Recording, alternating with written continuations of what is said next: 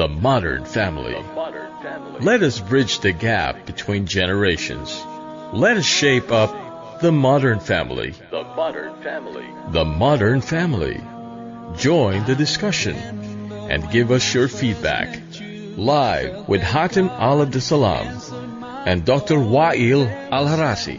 The modern family. Bismillah ar-Rahman ar-Rahim. In the name of Allah, most gracious, most merciful. All praise be to Allah, the Lord of the heavens and the earth, and peace and blessings be upon our beloved Messenger Muhammad sallallahu alaihi wasallam. O Allah, grant us knowledge, wisdom and sincerity. Dear listeners, I salute you all with the salutation of the people of paradise. Assalamu alaikum wa rahmatullahi wa barakatuh. Please join us in our show, The Modern Family. Me, Hatem Al Abdessalam, and Wa'il Al-Harasi. Today we have a new episode. As we promised before, that we are going to dedicate the coming 3 months for the subject of people with disabilities or challenges. And today we have distinguished and honorable guests, and we are very privileged to have them with us today. While would you do the honor to introduce our guests? Yes, it's like introducing a boxing match. On my right is Alia Salim Al-Ismaili. She is a corporate social responsibility officer. Assistant. Still assistant. Yeah, in the oil and gas industry. And on my left, I have a web content specialist at the ITA.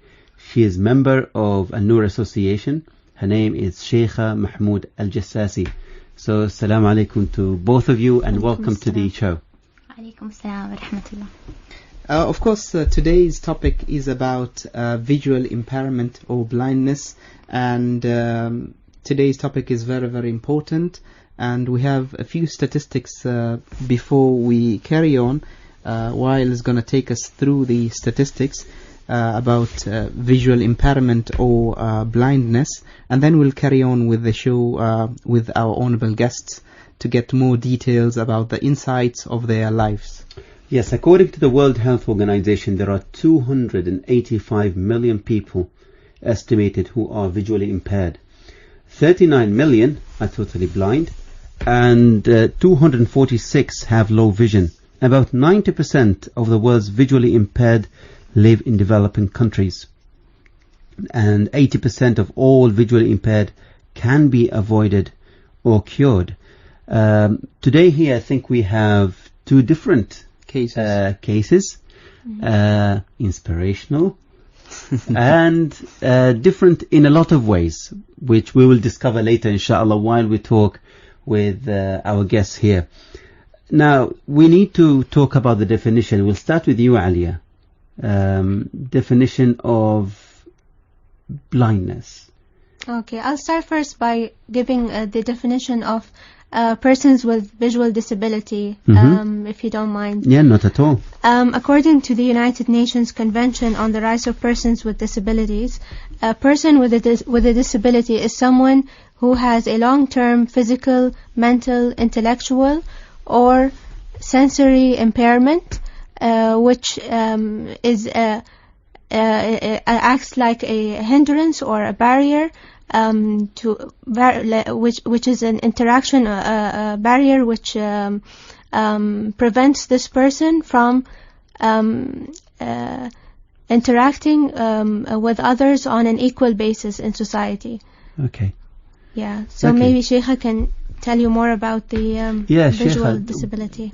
What can you tell us about visual disability from the international definitions? Or there is of course a social definition, but we are more interested about the international definition. But for me, the visual impairment is inability to see, the inability to see.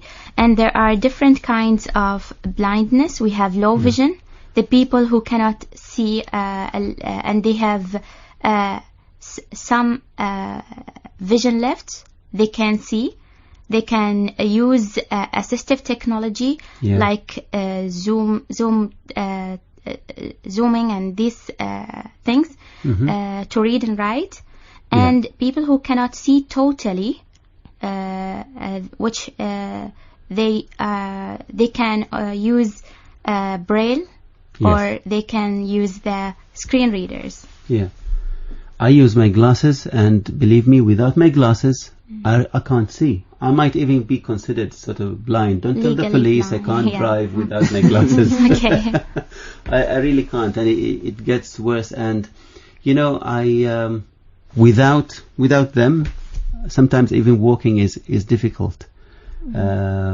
So I would call myself, without my glasses, that but I'm not anywhere near what you both can do. No. I mean, it's courageous. It takes a lot of guts to be able to reach where you have reached, and I'm sure that it took a lot of effort, determination, and also needed support. Of course. Yeah. Yes. It needed a lot of support because our society is very unforgiving. Do you agree? I think we're still on our way. This is a learning process for us as members of the society and for the society as a whole. Like you mentioned, support, and the most important factor in my journey, or my ability to have succeeded in school, then college, and to have been able to get a job, is the support of my family. And this, I think, is the most important kind of support. It's the emotional or psychological support from parents. And if somebody doesn't get this support, their disability might worsen over time, and it could lead to psychological problems like low self-esteem, low self-confidence, maybe even depression over time. Absolutely. And so this kind of support is very important. There are also other kinds of support that we might mention later on, like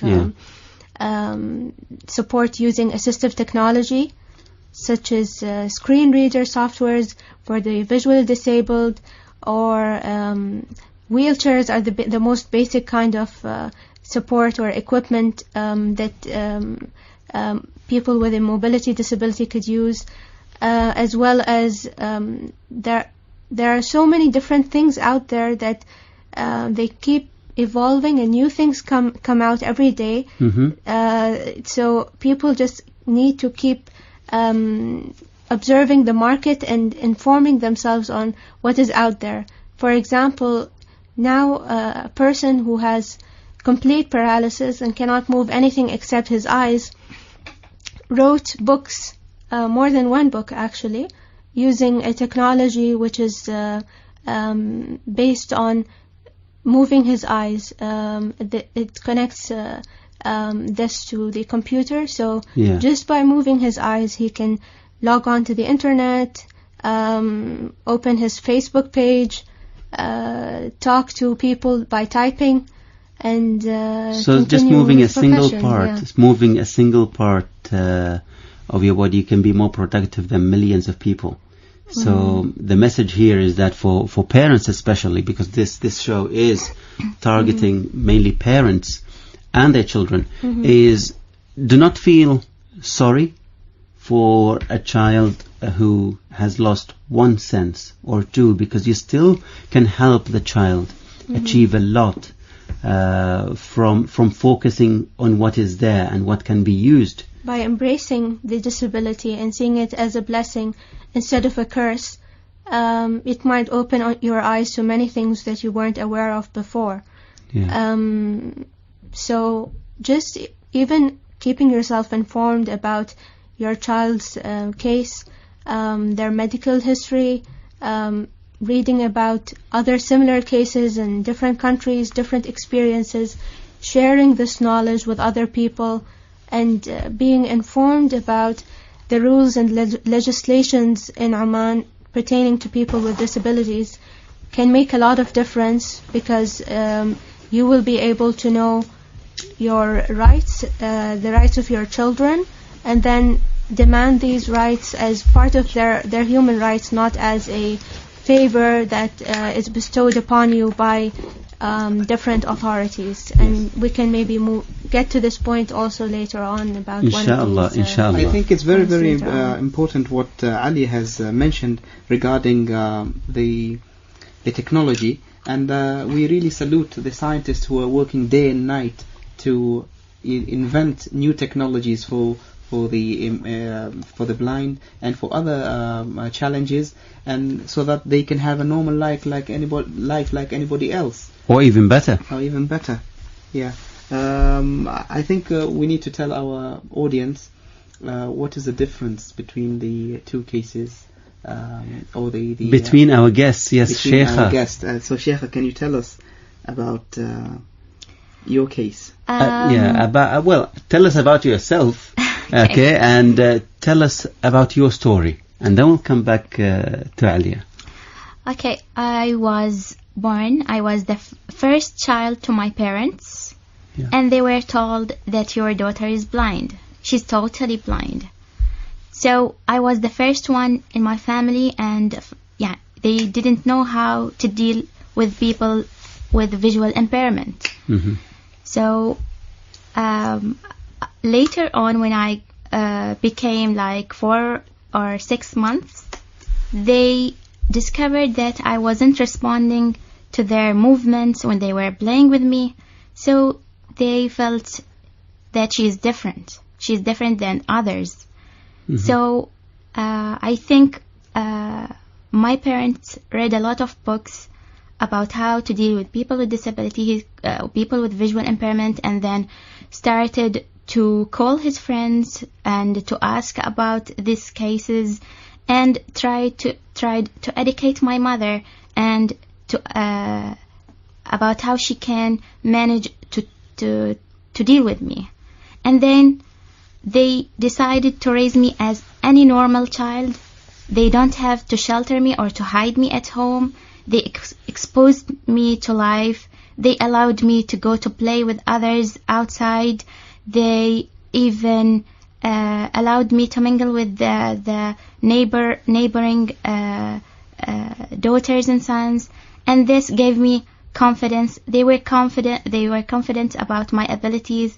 So I didn't, at that time, from 1 year to 7 years, I didn't feel that I was different.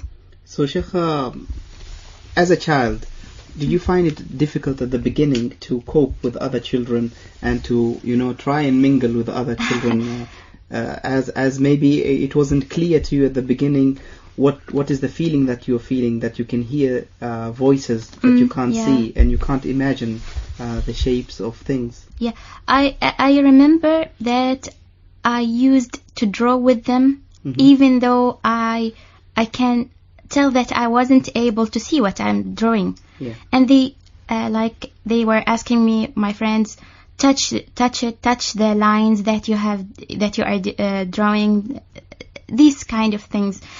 And then also I was running with them, and sometimes I hurt myself.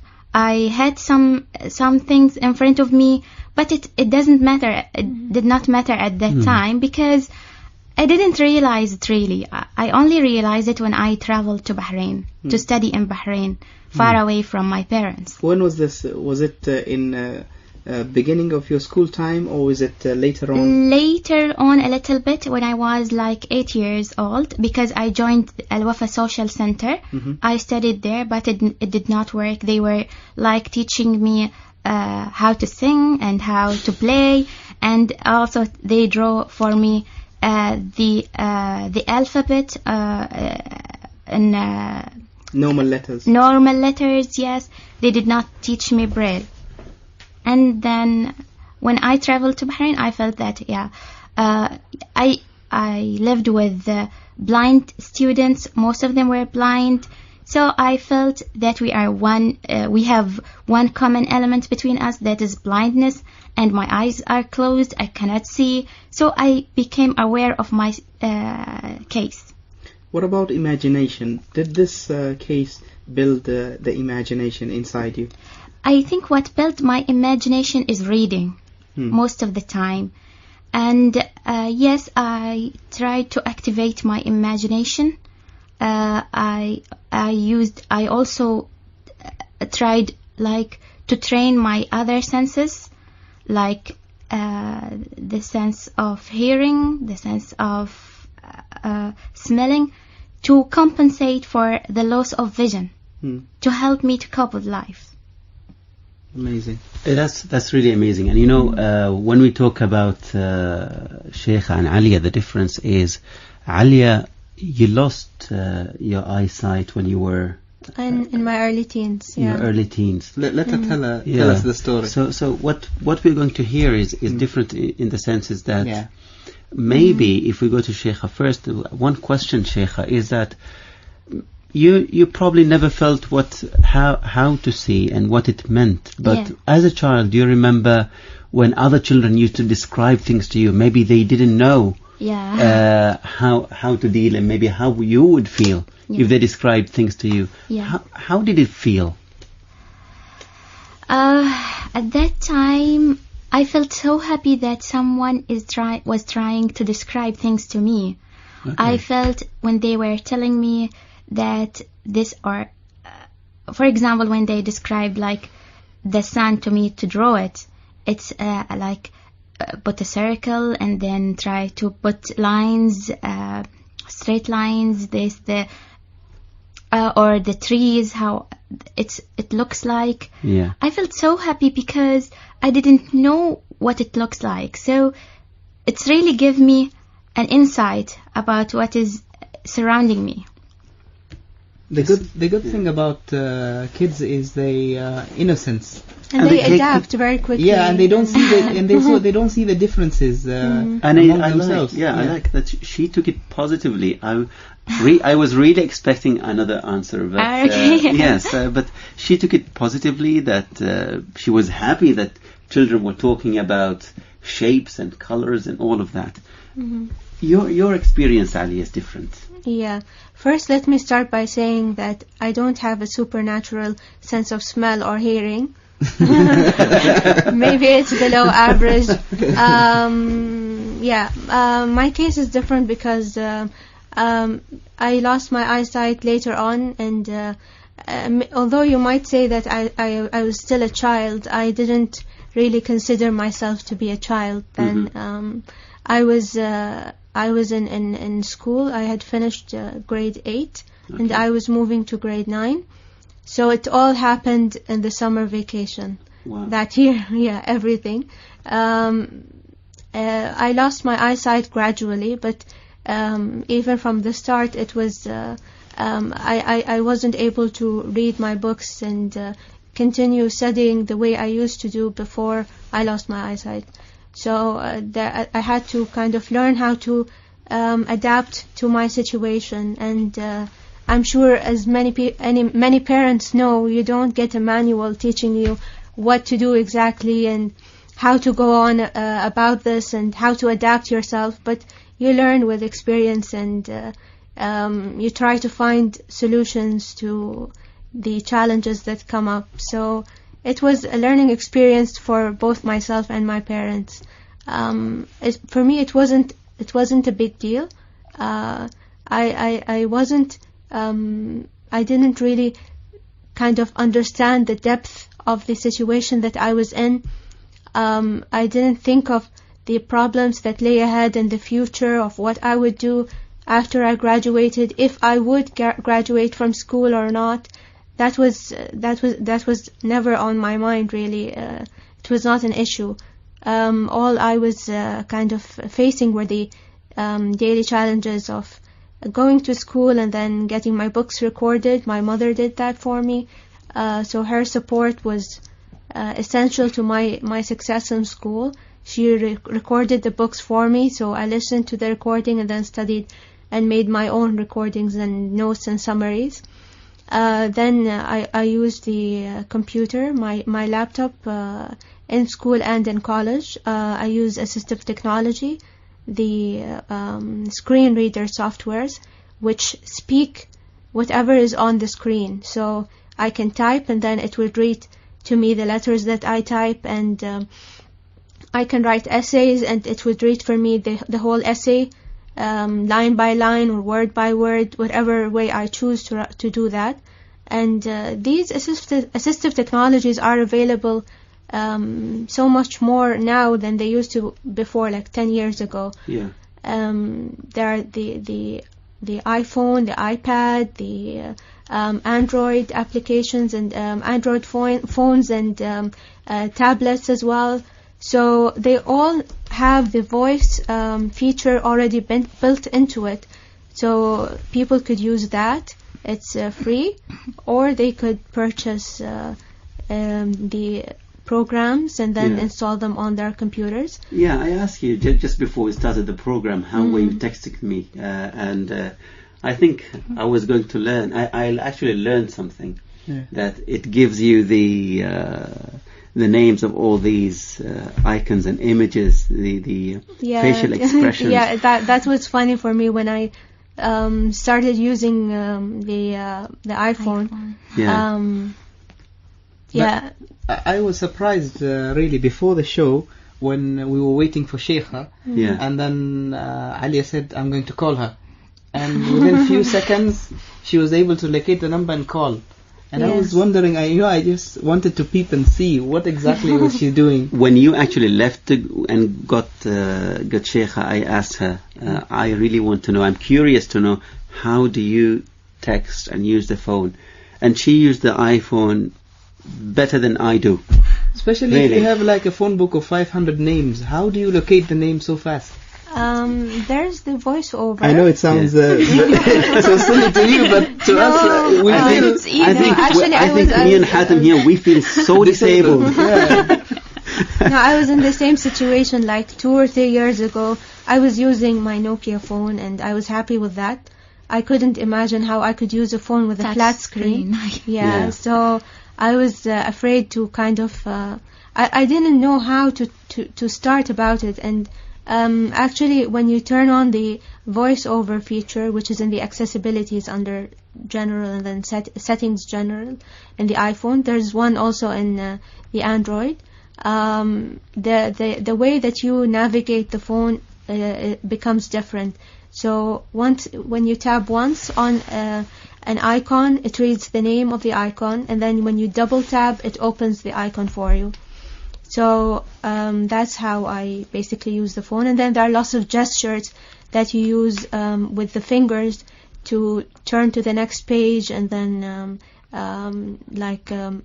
increase the speed of the speech, or change the language to Arabic or Chinese or whatever. And then there are lots of things, not just for the visually disabled, but as I mentioned before, for all kinds of disabilities. And they are available in the market. All you have to do is look and search, and you'll find something which can help your kids live with more dignity and independence. I wanted... okay, yes, go ahead. So I want to compare between the past and now. Previously, I used my Nokia mobile phone. It was like when I was at school, like when I was in Bahrain, when I was in grade 9. I used to ask my ask my teachers, to ask my colleagues who are not visually impaired to read for me and to write for me even the text messages. And then when the screen readers came out and we started to use them, we felt so independent. But now we feel like with the smartphones and the smart products, we are more independent, and we are also using the social media, we are using the internet, and it's now really a big difference between now and in the past. So we should say thank you Allah for providing the wonderful minds around the world who created these technologies, who made it easy for all of us to have a better life and a normal life. So what we learn here today is that from both of you is that families with children with disability, and parents especially, they should consider using these technologies to assist their children to gain more independence and live with dignity, as both of you said. The greater message would be parents are support is the most critical and important thing, because without their support and the greater family, it would be difficult for anyone, child or adult, to reach a state of independence especially with visual impairment. Do you agree with that? Absolutely. Because from both your stories, you said that your mother helped you record your lessons. And Sheikha talked about her father reading books and gaining knowledge and teaching your mother how the best way to yeah, they did a lot for me. My parents did a lot for me. Not even that, yeah. They are always with me. They are always supporting me. They allowed me, like, to face the challenges. Their emotional support was enormous. And even I studied in a normal school, in a government school, after I finished my grade 9, because it was the policy of the institute which I studied in, that I have to study in a normal school with sighted people. And I was the first one at that school. So, yeah, the same thing. They recorded the books for me. They provided me with the necessary help I needed, because I couldn't have books printed in Braille as I used to when I was in Bahrain. So they bear all the responsibility with me, and they helped me a lot during that time. And this what encouraged me to work harder and harder to succeed in life.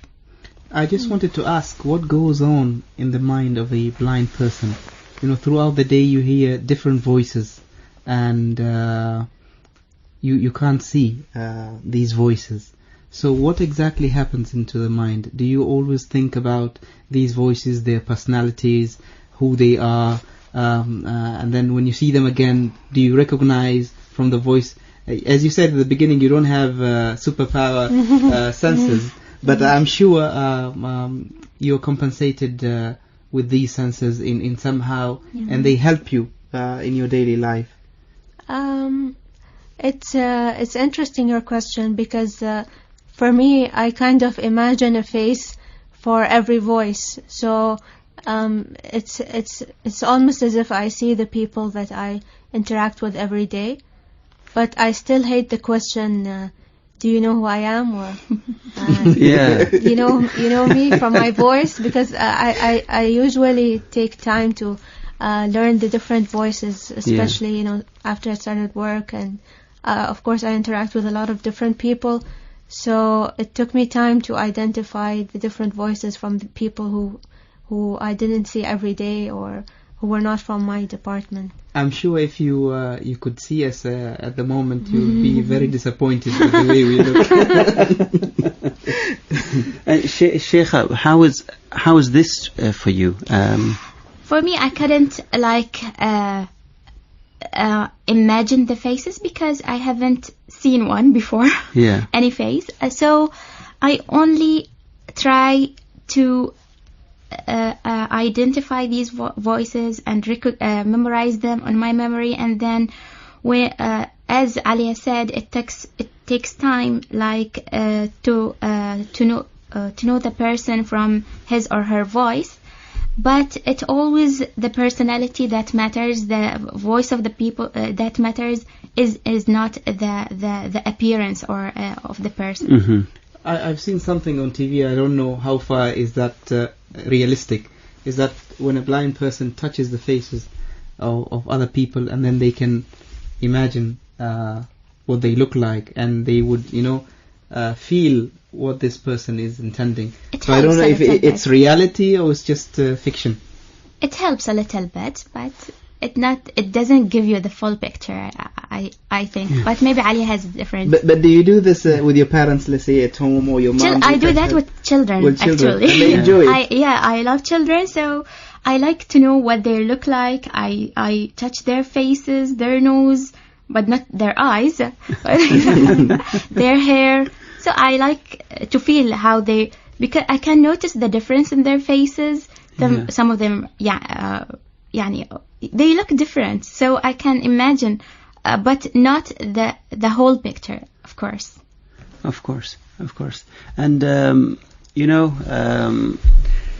imagination, we always think of it has to be related to sight. But from speaking to Sheikha, she said something that is very important, that she was trying to what's the word that he used, to activate activate her imagination. Yeah. And that's something very important, that you don't have to see to be able to imagine. There it's are like powers. reading a book, you know. Yeah. When you're reading a book, let's say a novel, and then there are lots of descriptions. Then, for me, I get an image in my head of the place that's being described or the people in the book. So it's like I'm watching a movie when I'm reading the book. Yeah. So yeah. Actually, I was listening to something very important. There was a lecture talking about imagination. And actually, the people who can see, or people who are living in this modern life, they lack that imagination, most of us. And the person who was giving the lecture, he was giving an example at the time, the previous ages, where people lived in the desert, and how they were very creative in their speech in terms of poetry. Because when they get up in the morning, they just see the desert and nothing else. So that helped them build a very strong imagination in terms of vocal and language, and they became very creative. And if you can see the poetry that was written in those days, it's extremely different and very colorful and very imaginative, more than the ones because probably today. they haven't seen, and they hear the stories probably from the traders or travelers that we've been there and we've seen they that. They don't have like a stereotype or a preconceived image of something. Exactly, and that will activate their imagination, and they would be able to describe or even fantasize on images they've never seen before. And I think an interesting or probably a useful way to interact with kids who don't have a disability would be to kind of ask them to imagine themselves in a person's shoes, and then try to have this discussion with your kids, even if they don't have a disability, and maybe even play a game where you blindfold them and then ask them to eat something and experience it all together, how you'd be able to have a meal, for example, and taste the food. You might even taste it differently, or experience the sense of taste in a more profound way, because you can't see the food or you aren't distracted by anything else. So these kinds of activities, or even classroom discussions with kids and young people, can expand their horizons in terms of making them think of people with disabilities not as persons who are outsiders or lacking in some way, but as somebody who just has one thing missing, or one challenge, physical challenge, in himself or herself, that is like somebody with a stutter, or I don't know, somebody who limps or something. It's more, the challenge, I think, is more in overcoming the barriers in society rather than the physical or body barriers. It's great that you mentioned that. Hatim, you were going to say something? Yeah, I was just about to say that I think while we are selfish today, as we have not invited our listeners to call and join the discussion. So this is an open invitation to our listeners who would like to join in the discussion and speak to our noble and wonderful guests today, Alia and Sheikha. Our number is 24602058. That's 24602058. It's a golden opportunity to call and share your thoughts about today's topic. Carry on. Alia and Sheikha, we spoke about society several times. We just mentioned society. Could you please shed some light, both of you, on how do the society now treats people with visual impairment or blindness? Are we on the right track? Are we far away from the ideal situation that you would like to be in? Or do you think we are already there? The society is really brilliant and they are treating you very well. Sheikha, what do you think? Yeah, I think we are going to the right direction. We are in the right track, but it is in a slow pace. The society, it's in our nature as as a society that we are cooperative, we are helpful, we like to help each other, and they always like to help people with disability, and but the view of pittiness, some of them pity people with disability. And sometimes I always face this when I'm with my mother. They don't speak to me. They ask my mother. They ask her, she's blind? Is she blind? So my mother usually, and what is her name? Or something like that. And she usually said to them that she can speak as well. You can talk to her. So I think our community is still learning. Yeah. It needs awareness. It needs, still we need awareness. I think, and the mass media can play a vital role in this. So this is something we get all the time. Different stories, different types of disabilities, but people in society believe that or think that someone with a single disability is totally and absolutely disabled in every single way. And that is wrong. And this is one of the strongest message we would like to get across, and we'll talk about that later after this call. Okay. We have a caller? No, we don't have a caller. Or do we have a caller? Yes, okay. Assalamu alaikum. Assalamu alaikum.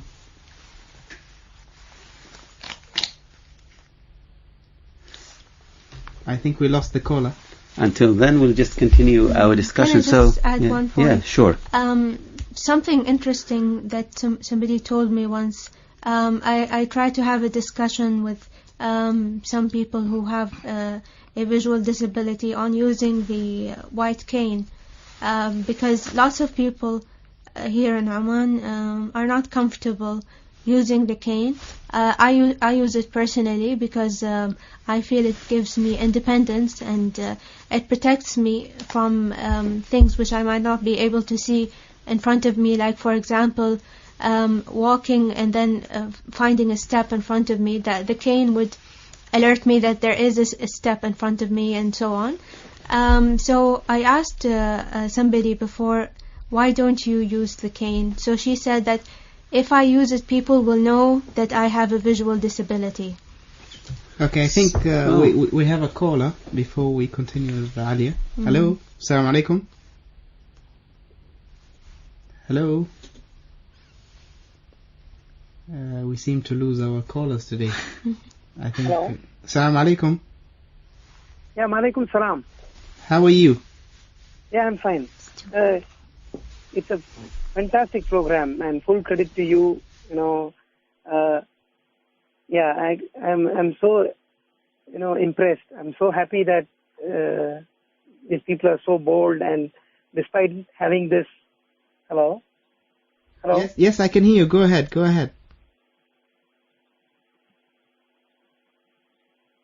Hello, I can hear you. Go ahead. Hello? Yes, go ahead.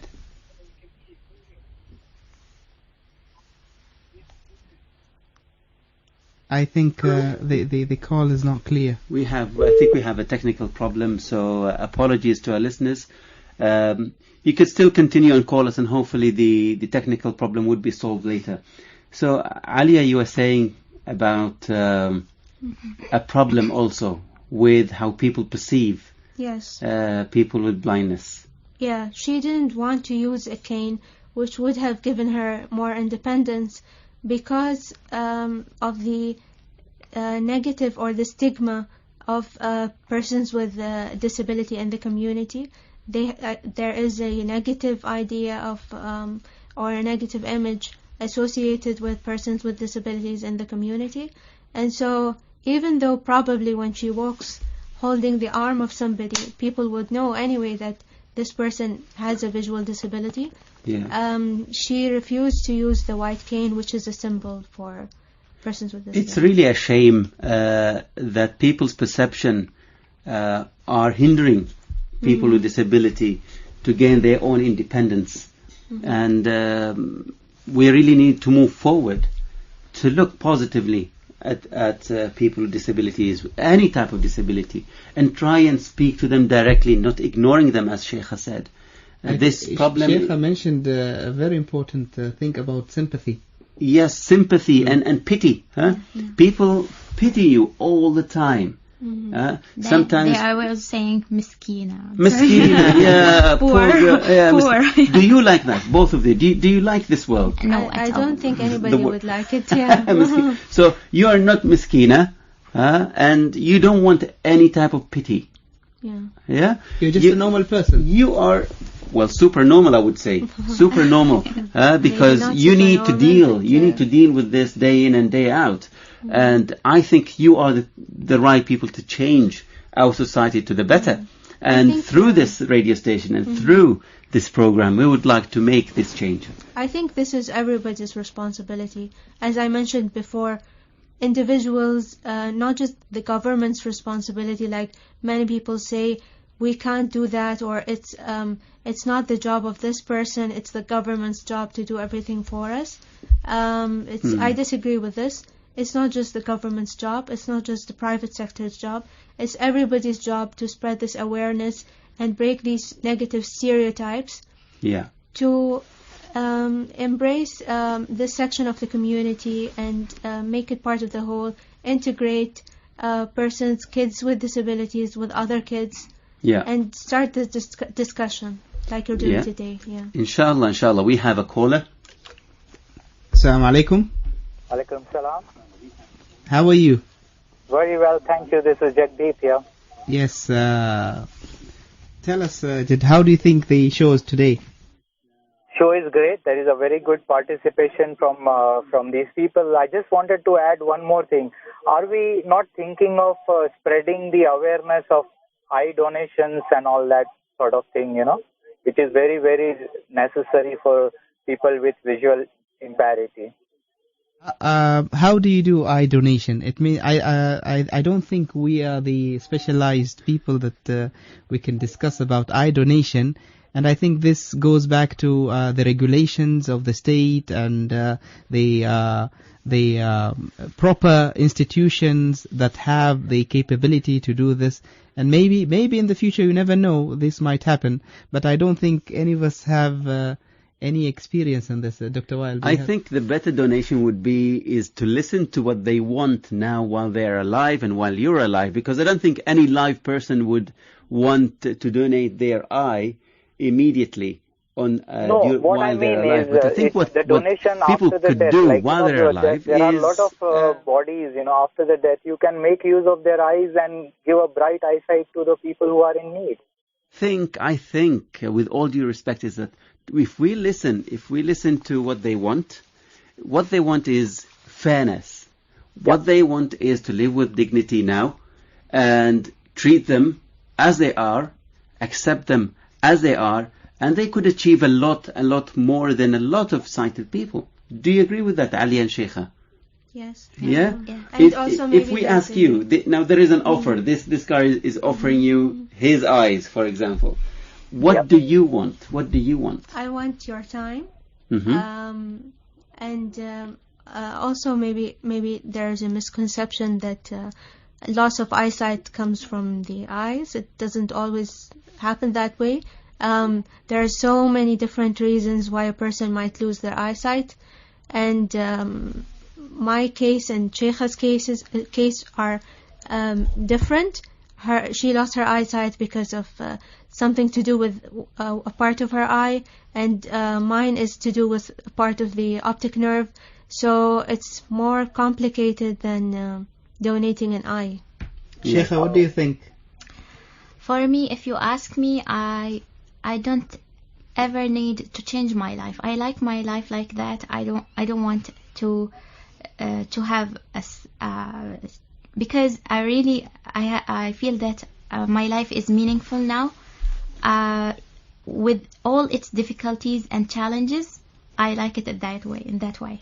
Thank you very much, and thank you very much to our caller.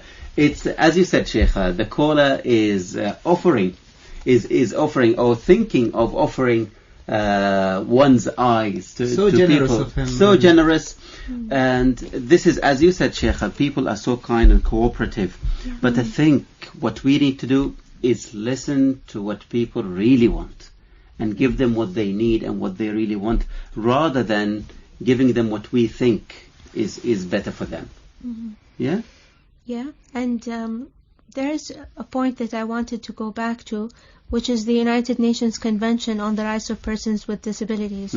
And some of you may not be aware, but in 2008, Oman became a party of this convention, and the royal decree came out regarding this matter. And this convention states that, or acknowledges that, people with disabilities have an equal right to education, information, and one of the things is equal access to the physical environment, which means if a person using a wheelchair wants to get into a building, then it is this person's right to have slopes and elevators wherever there are steps and so on. So even though this convention is not being followed through in Oman for reasons which I am not aware of, it is our right as persons with disabilities to demand that these rights be given to us, especially I think in terms of education, because education builds the capacities of the future. So for example, the government is now thinking, or maybe it has already come up with a policy that 5% of the employees should be persons with disabilities. But if the persons with disabilities don't have the capacity or education, or are not taught in the courses which would equip them to later on take on these roles or positions in different kinds of jobs, then how would they be able to fulfill these jobs or requirements later on in the future? Yeah. Absolutely. I think we have a caller. Assalamu alaikum. Alaikum salam wa rahmatullahi wa barakatuh. Masa al-khair. Masa al-nur, how are you, brother? Very well, thank you. Alhamdulillah. I just wanted to tell Sheikha and Alia that we are in Washington right now, and we're listening to them. Alia, Mama is here. She says hello. Hello. I think that's Dad and Mama, Alia. Thank you for your call, and we are really honored to have you as well as a caller in the show. And what a wonderful job you both did, and what a wonderful daughter you have. And thank you very much for what you have done. Thank you for highlighting their case to the Omani public. I think their struggle was not easy, but they're tough cookies. They managed it, and they made us all ashamed for what they have achieved, considering ourselves as people with ability. We're nothing. You are the core, the reason behind our success. Our parents, as we mentioned before, we would not have been able to make it without our parents' support. No, but I'm never at home. It's your mother.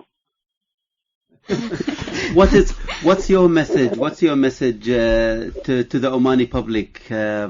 Your daughter has given a lot of messages today. We would like to hear your side of the story as a parent. What's your message to the society, and specifically to parents? Well, we always believe God is just. And when God takes something from you, God will always compensate you with something else, which is even greater. And that's the case in point in Sheikha and Alia. We have seen that throughout their lives and the achievement, whether educationally or professionally. God has always compensated for whatever that God has taken away from them. Alhamdulillah. That's a very positive way, and we need to convey this positivity and spread the positivity to people. As you said, I personally, I consider myself now disabled. From what I see, we have met a lot of inspirational stories. Sorry for mentioning the word again, inspirational. But this is a word I was told not to use, but I said, no, we will use this word, although they don't like it because... No, I like it. You like it, okay.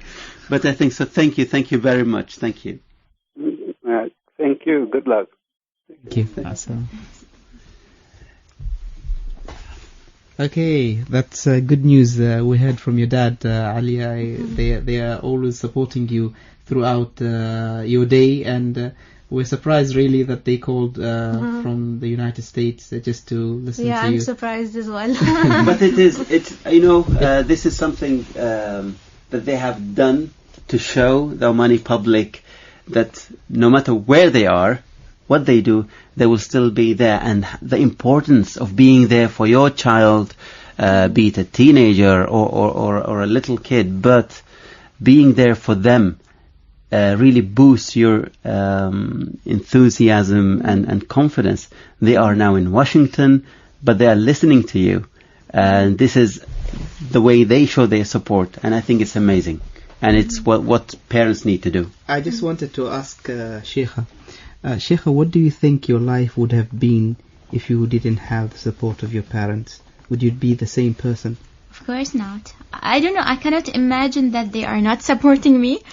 It will be very difficult to me because I think that 90% from what I achieved it because of my parents, because even my brother and my other relatives as well. Because by their support, by their love, by their, they are really helping me a lot to achieve a lot. And if they did not support me, I will never be able to achieve anything. Sheikha, you are a part of a very important association, which is Al-Noor Association for the Blind. Yeah. You are extending hand to other people who are in need at the moment. And how does that work? Tell us a little bit about that. As you know, Al-Noor Association for the Blind is an NGO, non-governmental organization. It works by donation. We mostly depend on donation. We try our best as volunteers to provide assistance, to provide support to people with visual impairment throughout in the Sultanate. And we are trying to offer them the equipment, the assistive technology they need as possible. When we get the donation, we are trying to help them get job opportunities. We are trying to spread awareness about people with visual impairment. We are doing a lot, but it is not, still we need to do more and more. I think we in the association needs to do more. Sheikha, we'll talk more about the activities of the association, but after the short break of prayers. Hi. The Modern Family. The Modern Family.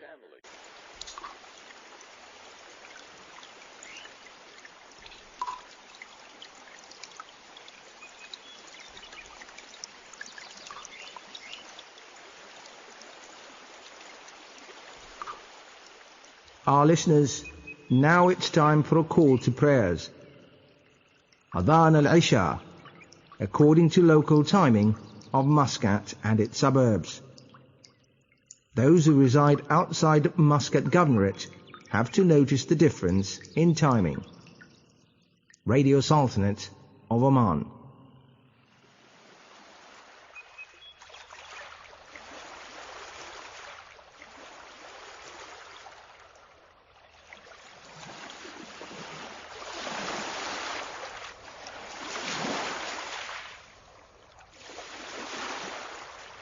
The Modern Family. The Modern Family. Welcome back. Yes, we're continuing our show while you had a point. Yes, I think we have another 5 minutes or less than 5 minutes until we conclude this show. I think I would like to continue for another hour. We would like to talk about your experience. Both of you are working and you have your own independent careers. This is something that a lot of people would not have imagined even a few years ago, to have someone who is blind and have a career.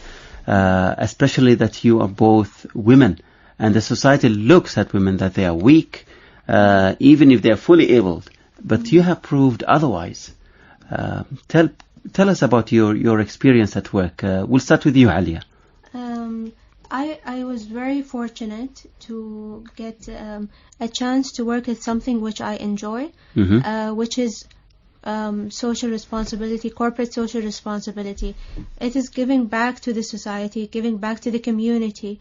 So the community which has given me so much already, the country which has given me so much through education and other means, this was my chance to give back, or through the company that I work for. So the job to me is a very fulfilling one. At the same time, I faced some challenges. It wasn't my first time working. I did an internship when I was still studying in college. Yeah. So I'll speak about that a bit. That was my first exposure to the workplace. Yeah. And so as I already use a computer, that wasn't a challenge, but just kind of getting to know my environment, moving around independently with my cane, and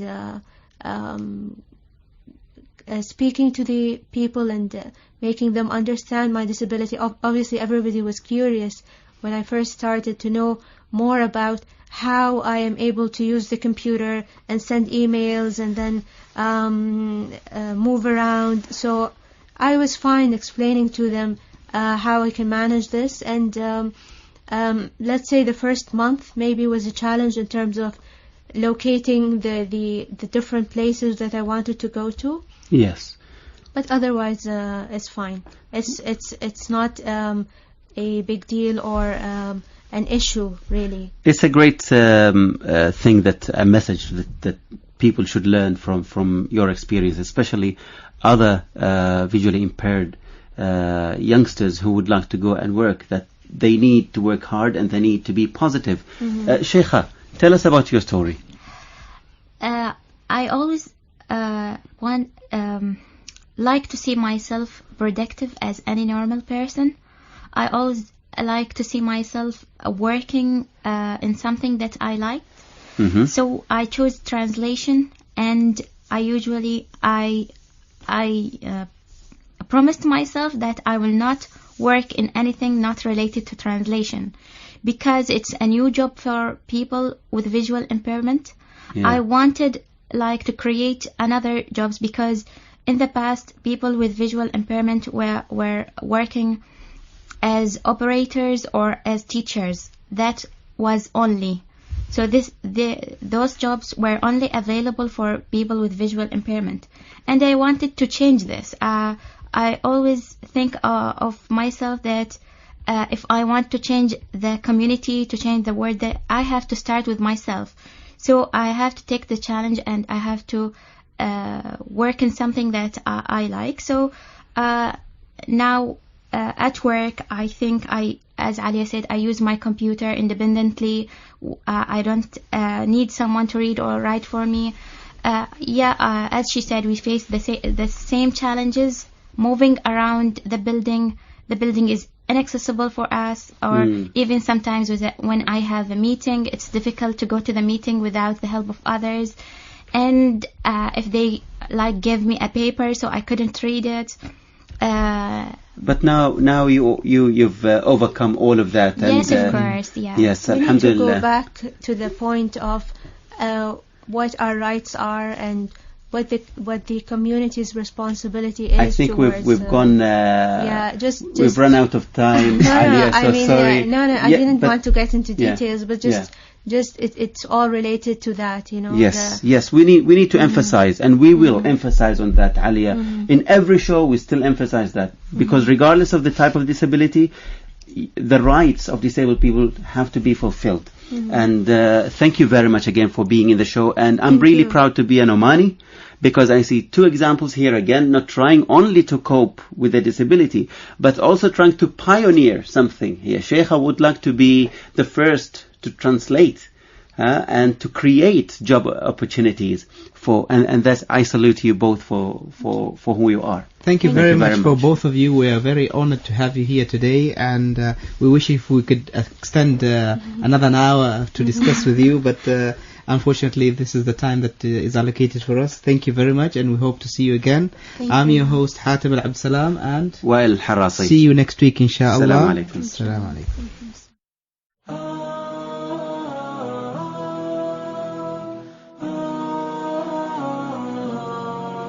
The Modern Family. The Modern Family. Let us bridge the gap between generations. Let us shape up the modern family. I remember when I first met you, I felt that God answered my call. There was that one place I always thought about, and I just wanted to be